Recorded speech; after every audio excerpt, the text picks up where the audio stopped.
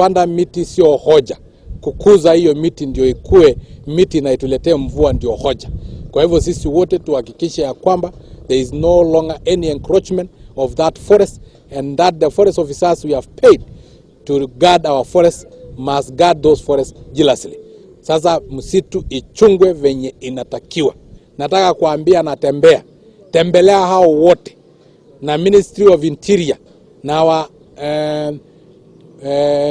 enforcers wahakikishe ya kwamba wale wote ambao walihusika kwa kuuza msitu ya Mau wakuwe viongozi wa County Council ya Narok, wakuwe wananchi wa kawaida, wakuwe masorofea, wakuwe ni wala ambao walikuwa land registers, wakuwe ule minister mwenye alikuwa in charge of lands wakati huo, wote wakamatwe wawekwe ndani kwa sababu hao ndio mula msitu.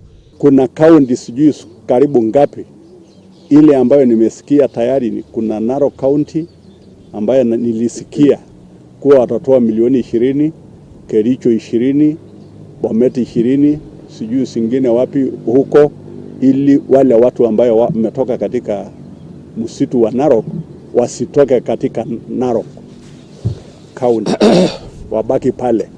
Hiyo ni kuonyesha ya kwamba walikuwa tu na nia, na ndio sababu wanataka wale watu waishi katika sehemu hizo. Bila shaka hiyo msitu ni kupanua tu, walipanua, wengine hawakuhusiwa, labda kuna nyingine ambazo zilizohusiwa, na tumesikia kuna watu ambayo waliitwa majusi ili kwenda kushawishiwa warudi kuuza mashamba yao kwa hawa watu ili wasitoke katika kaunti ya Narok.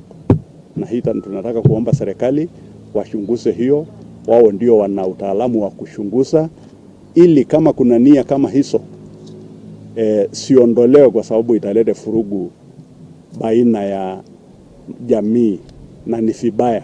Sisi kama Wamasai hatupendi mambo ya furugu ya watu, mambo ya nini.